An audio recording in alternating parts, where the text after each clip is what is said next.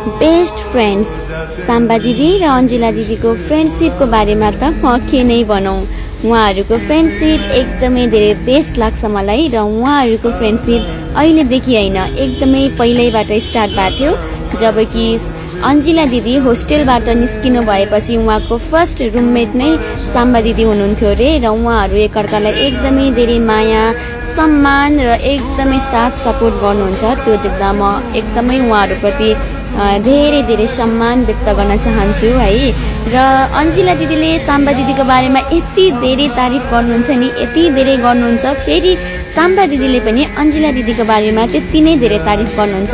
साम्बा दिदी आफैले भन्नुभएको छ कतिपय साथीहरू आँखामा राख्दा पनि नबिजाउने हुन्छन् भने कति साथीहरू आँखामा राख्दा पनि नअट्ने हुन्छन् कतिपय ठाउँहरूमा, जसमा अन्जिला चाहिँ आँखामा राख्दा पनि नबिजाउने साथीमा पर्छ भन्नुभएको छ भने अन्जिला दिदीले भन्नुभएको छ फुटबल क्षेत्रमा फुटबलमै मेरो सबैभन्दा मिल्ने साथी भनेको साम्बा हो, मेरो बेस्ट फ्रेन्ड साम्बा हो। उसले मेरो हरेक दुःखमा मलाई साथ दिएको छ। ऊबाट म एकदमै धेरै इन्सपायर हुन्छु।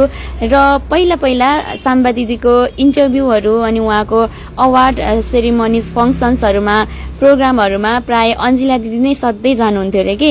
अनि यति धेरै एकअर्काप्रति उहाँहरू साथ सपोर्ट गर्नुहुन्छ, माया गर्नुहुन्छ, एकअर्कालाई एकदमै धेरै सम्मान गर्नुहुन्छ र उहाँहरूको फ्रेन्डसिप सधैँ यसरी नै रहिरहोस्, हामीले यसरी नै देखिरहन पाऊँ, एकदमै राम्रो लाग्छ मलाई पनि। ल जय नेपाल, जय नेपाली फुटबल।